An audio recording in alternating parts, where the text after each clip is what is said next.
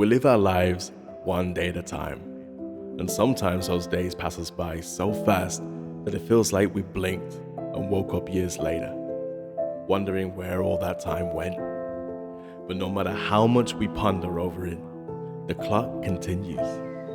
Every second, every hour, every day, until it runs its course and we have none left. Life is so fragile. It's here now, gone tomorrow. But humans have a gift exclusive to us, the gift to travel through time, the gift of memories. We slave day in, day out to accumulate wealth, a flash car, a big house.